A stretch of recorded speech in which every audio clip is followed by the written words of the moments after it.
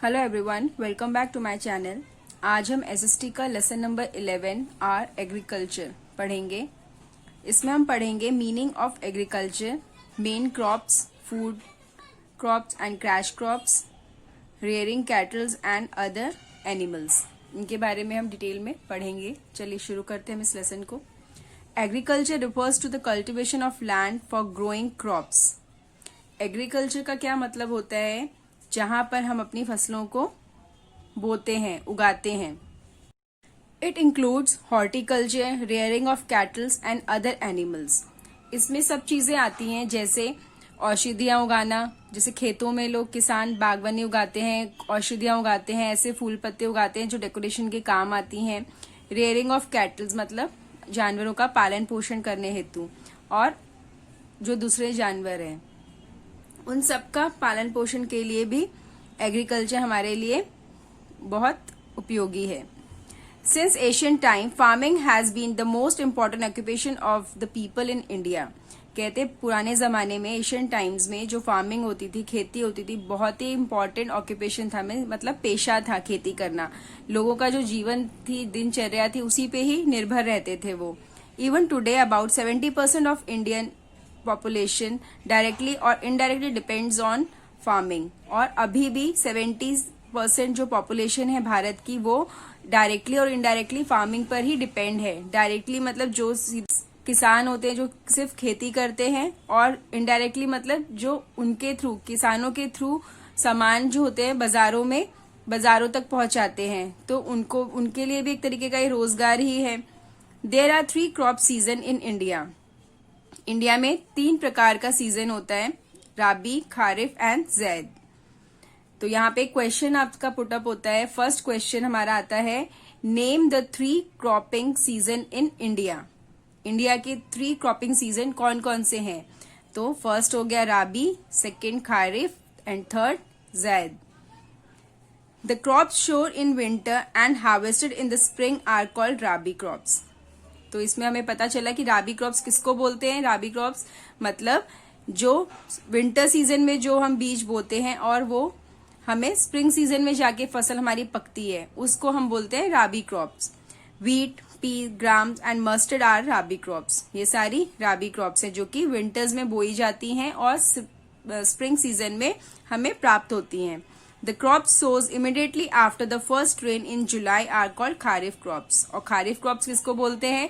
जो सीधा जुलाई में जो फर्स्ट रेन होती है, बारिश होती है, उसके तुरंत बाद ही उगा दी जाती है, बो दी जाती है। उनमें से वो क्रॉप्स हैं rice, maize, jute and cotton are kharif crops. ये सारी खरीफ क्रॉप्स कहलाती है। थर्ड आता है zaid season, comes in between rabi and kharif season. Rabi और खरीफ सीजन के जो बीच में सीजन आता है उसको बोलते हैं हम zaid season. During this time fruits and vegetables are grown. इस समय पे ज्यादातर लोग फल और सब्जियां उगाते हैं। For example watermelon, cucumber and muskmelon, ऐसे सारे फल उगाए जाते हैं। ये वो मौसम होता है जब जो सर्दियां जा रही होती है और जुलाई बारिश आने के जो बीच का मौसम होता है, गर्मी का मौसम, उन मौसम में ये सारे फल उगाए जाते हैं। आपने देखा होगा कि गर्मियों में वाटरमेलन, तरबूज जो होता है, या मस्क मेलन, खरबूज जो होता है, वो सारी चीजें बहुत ज्यादा मार्केट में मिलनी शुरू हो जाती है क्योंकि उस टाइम पे इनकी फसलें होती हैं। In India 2 types of crops are grown, food crops and cash crops. जो भारत है, यहाँ पे 2 तरह की फसलें उगाई जाती हैं, एक होती है फूड क्रॉप्स और एक होती है कैश क्रॉप्स। तो यहाँ पे हमारा सेकंड क्वेश्चन आता है, which types of crops are grown in India. तो इसका आंसर होगा food crops and cash crops. तो अब हम पढ़ेंगे फूड क्रॉप्स के बारे में कि फूड क्रॉप्स में कौन कौन सी फसलें होती हैं। The crop grown mainly to feed the people are called food crops. जो फसलें केवल लोगों को खाने हेतु, मीन्स जो उनका भोजन के लिए उगाई जाती हैं, खाने के लिए उगाई जाती हैं, उनको हम फूड क्रॉप्स बोलते हैं। The main food crops are rice, wheat, maize, millet and pulses. और ये सारी जो मेन फूड क्रॉप्स हैं ये सारी हैं। Let us learn more about these crops. अब इनके बारे में हम डिटेल में पढ़ेंगे। फर्स्ट है हमारी rice. Rice grow well in hot and wait area. जो राइस होता है वो हॉट और वेट एरिया में बहुत अच्छा उगता है। It is a staple food of the most Indian specially in eastern and southern India. और जो राइस है वो एक स्टेपल फूड है इंडियंस का, मतलब एक मुख्य भोजन है specially eastern and southern India में। We are the second largest producer of rice in the world. और जो भारत है वो सेकेंड लार्जेस्ट प्रोड्यूसर है राइस का पूरे विश्व में। Punjab, Haryana, Orissa, West Bengal, Bihar, Assam and Madhya Pradesh are the chief producer of rice. ये सारे स्टेट्स हैं जो कि चीफ प्रोड्यूसर्स ऑफ राइस हैं। यहाँ पे सबसे ज्यादा चावल की खेती की जाती है। नेक्स्ट आता है wheat. Wheat is a staple food of the people of north India. जो वीट है वो नॉर्थ इंडिया का स्टेपल फूड है, मतलब मुख्य भोजन है। It grows well in cool and moist climate. और ये एक अच्छा सर्दी के मौसम में और जो मॉइस्ट क्लाइमेट होता है वहां पे ये अच्छा उगता है। It is the major crops grown in Punjab, Haryana, Uttar Pradesh, Madhya Pradesh and Gujarat. इन सारी स्टेट्स में ये यहाँ की मुख्य फसल है जो कि उगाई जाती है। तो यहाँ पे हमारा थर्ड क्वेश्चन आता है, name 2 chief producer of rice. 2 states के नाम बताइए जो कि चीफ प्रोड्यूसर्स हैं राइस के। एक हो जाएगा वेस्ट बंगाल, बिहार। आप असम, मध्य प्रदेश, उड़ीसा, ये सारे भी इनमें से कोई भी 2 लिख सकते हैं। और फोर्थ क्वेश्चन हमारा आता है, what is a staple food of people of north India. North India के लोगों का मुख्य भोजन क्या है? वीट। तो वीट इसका आंसर होगा फोर्थ क्वेश्चन का।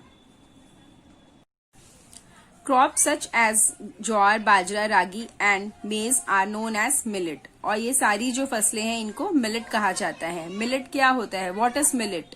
Millet are plants that produce very small grains. Millets वो प्लांट्स हैं जो कि बहुत छोटी ग्रेन्स उगाता है। जैसे ज्वार, बाजरा आपने देखा होगा, उनके जो दाने होते हैं बहुत ही ज्यादा छोटे होते हैं। These crops grow in the dry and less fertile part of the peninsular region, where it is difficult to grow rice and wheat. और जो मिलेट होती है वो ऐसी भागों में उगती है जहाँ पे जो एरिया होता है वो बहुत ज्यादा फर्टाइल नहीं होता, उपजाऊ नहीं होता, बहुत ज्यादा जहाँ पे सूखा होता है, जैसे राजस्थान वगैरह जो इलाके हैं जहाँ पे बहुत कम मात्रा में बारिश होती है, वहां पे ऐसी फसलें आराम से उग जाती हैं। Millet are chiefly grown in Rajasthan, Gujarat, Karnataka, Andhra Pradesh and Telangana. इन स्टेट्स में ये फसलें आराम से उगाई जाती है। जो मिलेट है यहाँ का मुख्य फसलें हैं यहाँ की जो कि उगाई जाती हैं। तो आपका नेक्स्ट क्वेश्चन यहाँ पे बन जाता है, व्हाट इज मिलेट। मिलेट क्या होता है? Millet are plants that produce very small grains. Example jowar, bajra, ragi and maize. Next आता है हमारा, pulses are the seeds of plant such as peas and beans which are cooked and eaten as food. Pulses वो बीज होते हैं जो कि plants में उगते हैं, जैसे पीस, मटर के दाने, बीन्स, और उनको पका के खाने योग्य बनाया जाता है। In India we use the word dal in Hindi for pulses. और हम हिंदी में इसको पल्सेस को दाल बोलते हैं। जैसे ज्यादातर जो हमारे भारत में चावल के साथ दाल बनाई जाती है, अरहर की दाल, मूंग की दाल, बीन्स, चना, राजमा, ये सारी दालें हैं जो कि हम ज्यादातर लोग चावल के साथ खाते हैं। Pulses are grown all over India. जो पल्सेस हैं पूरे भारत में उगाई जाती हैं। We are the largest producer and consumer of pulses in the world.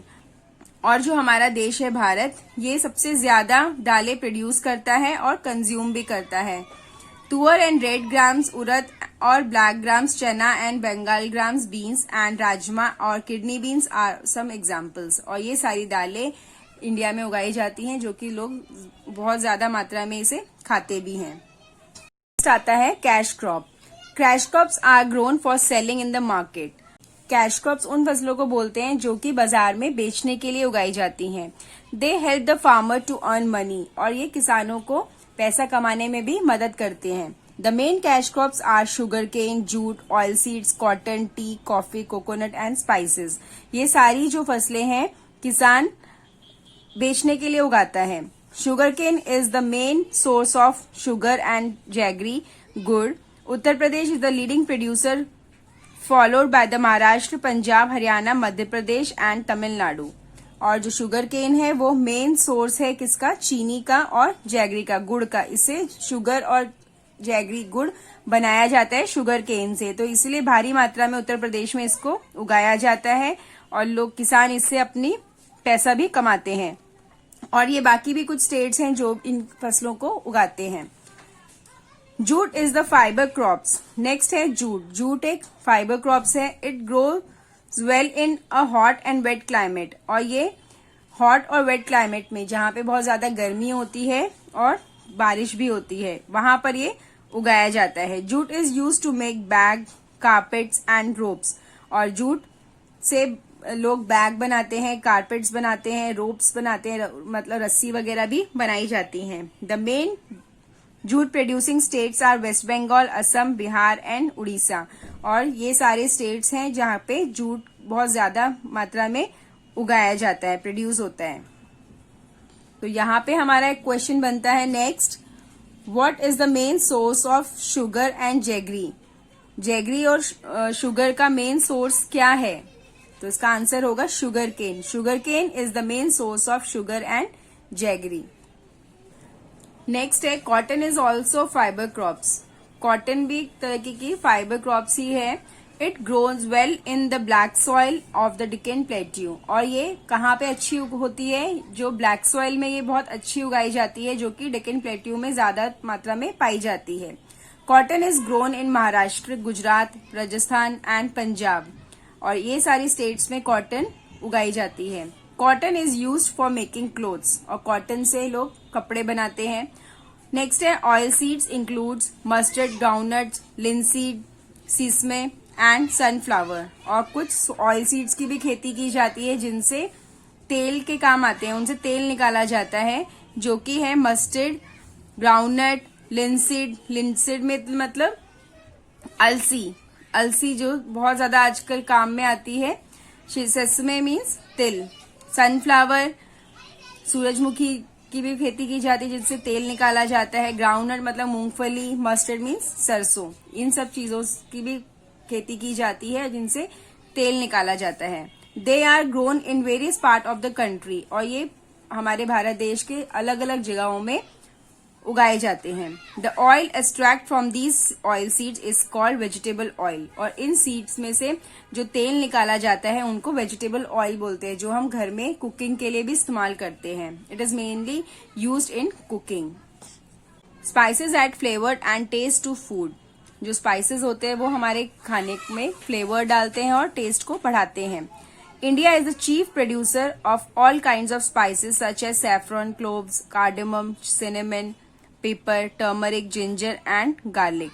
जो भारत है वो हर प्रकार के मसाले उगाने के लिए भी प्रसिद्ध है, और इसीलिए इंडिया को चीफ प्रोड्यूसर्स ऑफ स्पाइसेस कहा जाता है, क्योंकि यहाँ पे सबसे ज्यादा मसाले उगाए जाते हैं। इनमें से कुछ स्टेट्स हैं, Kerala and Karnataka are the main producers of spices. ये दोनों स्टेट्स हैं जहां पे सबसे ज्यादा स्पाइसेस उगाए जाते हैं। सैफरन, सैफरन मतलब केसर। क्लोव्स मीन्स लौंग। कार्डेमम इलायची। सिनेमन दालचीनी। पेपर जो काली मिर्च होती है। टर्मरिक हल्दी। जिंजर अदरक एंड गार्लिक मीन्स लहसुन। ये सारे चीजों की खेती की जाती है। Tea and coffee are other cash crops. Tea and coffee भी एक तरीके की कैश क्रॉप्स है जिनको किसान अपने आमदनी के लिए भी उगाते हैं, उनको मार्केट में बेचने के लिए उगाते हैं। T is made from the dry leaves of the T plants, और जो टी होती है वो टी प्लांट्स की जो ड्राई लीव्स होती है, सूखी पत्तियों से बनाई जाती है। India is the largest producer of T, और जो इंडिया है वो टी का लार्जेस्ट प्रोड्यूसर है। सबसे ज्यादा यहाँ पर टी की खेती की जाती है, चाय की खेती की जाती है। It is send to the और export to other countries as well, और यहाँ पे इसको उगाते हैं और बाहर के देशों में भी भेजी जाती हैं। तो यहाँ पे एक क्वेश्चन आपका बन जाता है, name the main producer of spices. Name the main producers of spices. Spices के कौन से मेन प्रोड्यूसर्स हैं, कौन कौन सी स्टेट्स, मतलब Kerala and Karnataka are the main producers of spices. Next question एक और यहाँ पे बनता है, name the leading producer of tea. तो यहाँ पे आंसर होगा Assam is the leading producer of the tea. It is also grown in Darjeeling, और दार्जिलिंग में इसकी खेती की जाती है। West Bengal and in the Nilgiri mountains, coffee beans are roasted and grounded to make coffee. और कहते हैं जो नीलगिरी की जो पहाड़ियां हैं वेस्ट बंगाल में, वहां पर कॉफी के जो बीन्स होते हैं वहां पे इनको उगाया जाता है और इनसे कॉफी बनाई जाती है. Tamil Nadu, Karnataka and Kerala are the chief producer of coffee. और चीफ प्रोड्यूसर्स हैं जो कॉफी के जो स्टेट्स हैं वो हैं तमिलनाडु, कर्नाटक एंड केरल. नेक्स्ट है rubber. Rubber is an another important cash crops. Rubber भी एक तरीके की कैश क्रॉप है जिससे किसान उगाते हैं और मार्केट में बेचते हैं. Latex is collected from the rubber tree and send to factory to make rubber. और पेड़ों से वो लोग लेटेक्स को इकट्ठा करते हैं और फैक्ट्रीज में रबर बनाने के लिए भेज देते हैं. Rubber plantation are founded in Kerala, Karnataka and Tamil Nadu. और जो रबर की जो खेती होती है वो ज्यादातर केरल, कर्नाटक और तमिलनाडु में की जाती है. Some farmers also grow fruits, vegetables, flowers and ornamental plants. This kind of farming is known as horticulture. और कुछ फार्मर्स जो होते हैं, कुछ किसान होते हैं, वो फ्रूट्स, वेजिटेबल्स और फ्लावर्स और ऐसे पौधे की खेती करते हैं जो कि डेकोरेशन के काम आती है. तो उस प्रकार की खेती को हॉर्टिकल्चर कहा जाता है. New methods of farming. Farming में नई नई तकनीकों का इस्तेमाल किया गया, तो उसके बारे में अब हम डिटेल में पढ़ेंगे. After the independence, farmer have adopted new methods of farming. Bharat जब आजाद हुआ उसके बाद किसानों ने नए नए तरीके, तकनीक को अपनाया खेती के लिए. High yielding variety of seeds are being used. और अच्छे जो बीज होते थे उनको इस्तेमाल करना शुरू किया. There has also been an increase in use of fertiliser and irrigation. और उस समय पे खेती में इन्होंने अपने फर्टिलाइजर के यूजेस को बढ़ाया. Large area of land have been brought under cultivation. और ज्यादातर जो भाग था, जमीन थी जो उनकी, उस पे खेती करना शुरू किया. Farmer have been provided with facility like loan and modern machines. और फार्मर्स को लोन की और मॉडर्न मशीनों की फैसिलिटी प्रोवाइड की गई जिससे किसान अच्छी तरह खेती कर पाया.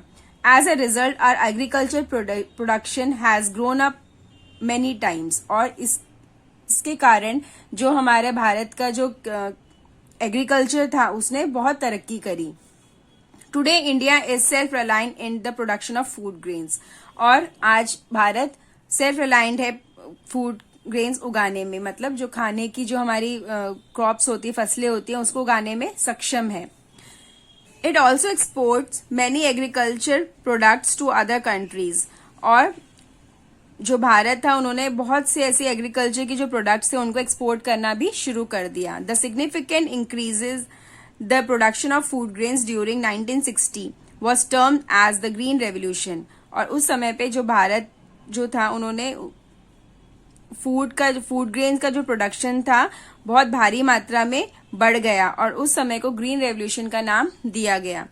Doctor MS Swaminathan is regarded as the father of green revolution in India. इसीलिए भारत में डॉक्टर स्वामीनाथन को फादर ऑफ ग्रीन रेवोल्यूशन कहा जाता है. तो यहाँ पे हमारा नेक्स्ट क्वेश्चन बनता है, who is the father of green revolution in India. Bharat में फादर ऑफ ग्रीन रेवोल्यूशन किसे कहा जाता है. Dr. MS Swaminathan is regarded as the father of green revolution in India. Next है livestock. Livestock refers to domestic animal like cow, buffalo, sheep, goat, oxen, horses and donkeys. Livestock का मतलब है किसानों ने ऐसी चीजों को भी पालना शुरू कर दिया जिनसे उनकी आमदनी बढ़ी, जैसे cow, buffalo, sheep, goat, oxen, horse and donkeys. इन सब के जरिए भी लोगों ने इनको भी पालना शुरू करा जिनसे उनकी रोजगार में बढ़ोतरी हुई.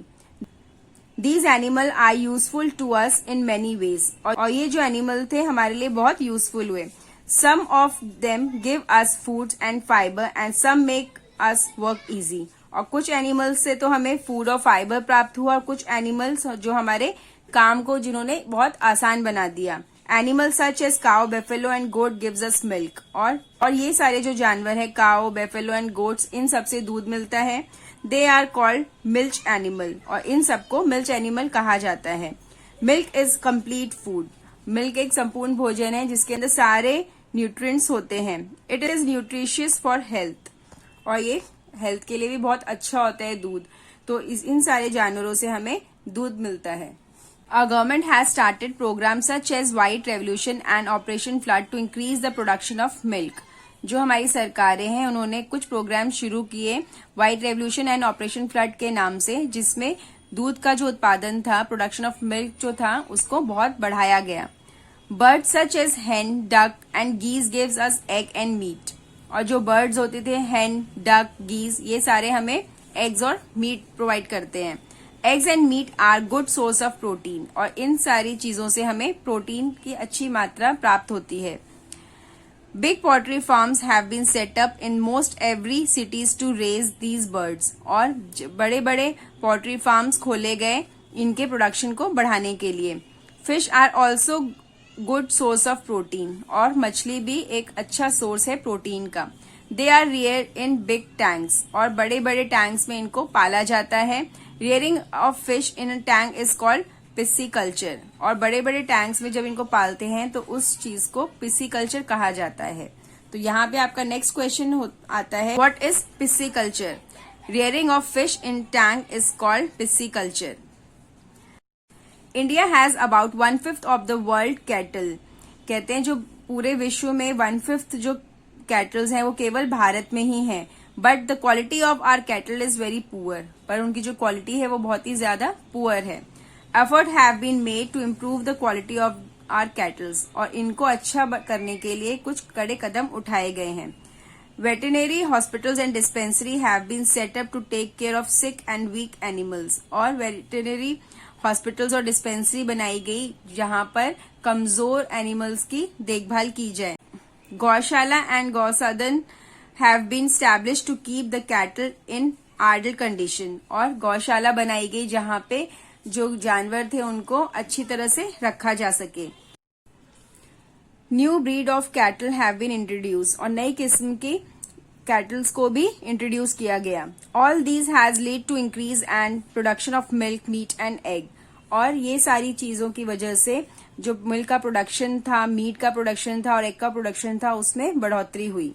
Animal need to love and care, जो जानवर होते हैं उनको भी प्यार की और देखभाल की जरूरत होती है। We should be kind to them, और हमें उनके प्रति अच्छा रहना है, काइंड रहना है। We should give them good food, clean water and shelter, और हमें उन्हें अच्छा भोजन, स्वच्छ पानी और आश्रय भी प्रदान करना चाहिए।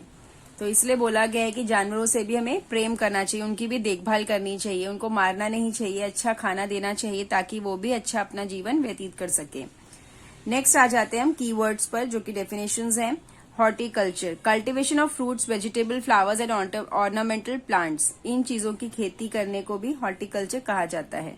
Plantation, a large piece of land where crops such as rubber and tea are grown. Plantation मतलब बहुत बड़ी ऐसी जगह जहां पर रबर, चाय, इन सब की खेती की जाती है। Livestock rearing, raising of domestic animals such as cattle and sheep for profit, ऐसी जगह जहां पर शीप और कैटल्स को पाला जाता है अपने प्रॉफिट के लिए। नेक्स्ट है take the correct answer. Which one is not a kharif crop? wheat. Which one is not food crop? Jute. Which crops grown in hot and wet areas? Rice. Cotton grow well in black soil. Pisciculture is rearing of fish. Right, true or false? Rabi crops are sown in summer. False. Cash crops are grown in selling in the market. True. Jute is a fiber crop. True. India is the largest producer of tea. True. We should be kind to animal. True. Next आ जाते हैं, give two example of each of the following. Rabi crops, wheat and gram. Kharif crops, rice and cotton. Cash crop, sugarcane and jute. Food crops, rice and wheat. Next step, question answers. Differentiate between the Rabi crops and the Kharif crop with examples. Rabi. The crops sown in winter and harvested in spring are called Rabi crops.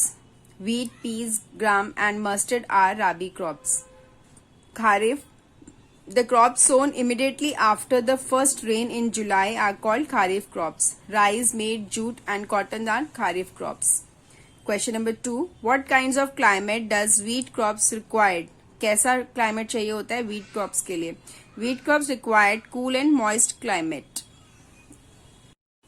Question number 3. Why is tea called the queen of beverage? Out of all the beverage, tea has got on specific place in the heart of people belong to different countries. It has huge global consumption of approximately 38 million kg annually. Therefore, tea is called the queen of all the beverage. Next है question number 4. What is the Green Revolution? The significant increase in the production of food grains was termed as the Green Revolution. Question number 5. What do you understand by the White Revolution and the Operation Flood? Our government has started programs such as the White Revolution and Operation Flood to increase the production of milk. तो question answers हमारे discuss हो गए हैं. अब ये chapter are agriculture यहीं पे हमारा कंप्लीट होता है. अब हम मिलेंगे नेक्स्ट लेसन के साथ. Thank you.